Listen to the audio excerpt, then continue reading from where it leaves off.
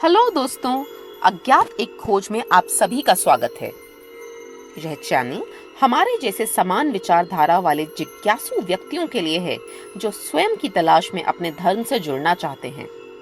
हमारे प्राचीन ग्रंथों से जुड़ी सच्ची अज्ञात कहानियों को देखना, सुनना और उस पर चर्चा करना चाहते हैं। आज की कहानी महान महाकाव्य महाभारत के आदि पर्व से ली गई है। हम सभी ने गंगापुत्र देवव्रत के बारे में सुना है, जिन्हें बाद में भीष्म पितामह के नाम से जाना गया। आज हम इस रहस्य को जानने की कोशिश करेंगे कि उनके जैसे धर्मपरायण व्यक्ति को अपने जीवन काल में इतना दर्द और पीड़ा क्यों झेलनी पड़ी। उसके लिए हमें उनके पिछले जन्म में जाना होगा, जब वे अष्टवसुओं में से एक थे। वसु पंचभूतों यानी जल, वायु, अग्नि, पृथ्वी और आकाश का प्रतिनिधित्व करने वाले 8 मौलिक देवता हैं। इनके अलावा सूर्य, चंद्रमा और सितारे हैं, सभी मिलकर अष्टवसु बनाते हैं। भीष्म अपने पिछले जन्म में प्रभास थे, जिन्हें आकाश के देवता द्यू के नाम से भी जाना जाता था। एक बार ये अष्टवसु जंगल में आनंद ले रहे थे, जब प्रभास की पत्नी वारंगी ने ऋषि वशिष्ठ के आश्रम में नंदिनी नाम की एक दिव्य गाय को देखा और अपने पति से इसे चोरी करने की जिद करने लगी। तो प्रभास ने उन्हें समझाने के लिए सभी प्रयास किए कि वे देव हैं, उन्हें उस गाय की कोई आवश्यकता नहीं है, क्योंकि उनके पास तो पहले से ही सब कुछ है। लेकिन वारंगी कुछ भी सुनने और समझने के लिए तैयार नहीं थी। उसने अपनी इच्छा पूरी करने के लिए अपने पति से बहुत हठ किया। अंततः प्रभास ने हार मान ली और अपने अन्य सभी भाइयों की सहमति और सहायता से नंदिनी को आश्रम से चुरा लिया। उनके इस पाप के लिए उन सभी को क्रोधित वशिष्ठ ऋषि ने मृत्युलोक में एक नश्वर के रूप में जन्म लेने का श्राप दिया। सभी वसुओं को जब उन्हें मिले श्राप का पता चला, तो उन्होंने नंदिनी को वापस कर दिया और वशिष्ठ जी से दया की अपील की।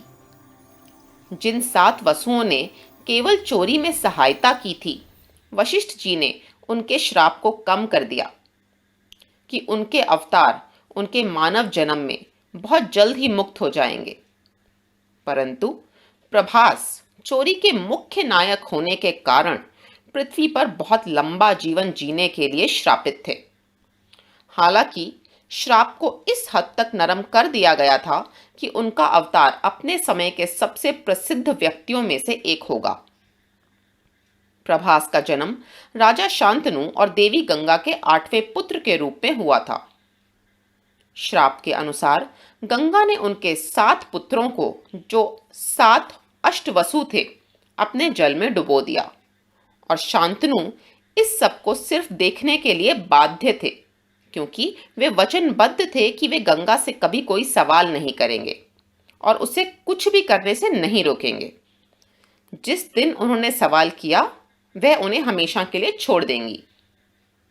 7 पुत्रों को अपनी ही आंखों के आगे मरता देखने पर 8वीं बार शांतनु अपने आप को नियंत्रित ना कर सके। उन्होंने गंगा को अपने पुत्र को डुबोने से रोक दिया। फिर गंगा ने उन्हें पूरी कहानी सुनाई कि उसने जो किया वह क्यों किया, और शांतनु से यह वादा किया कि उनके पुत्र को राज्य चलाने के सभी विभागों में प्रशिक्षित होने के बाद वह उन्हें उनका पुत्र लौटा देंगी, ताकि वह उनके लिए एक योग्य उत्तराधिकारी साबित हो।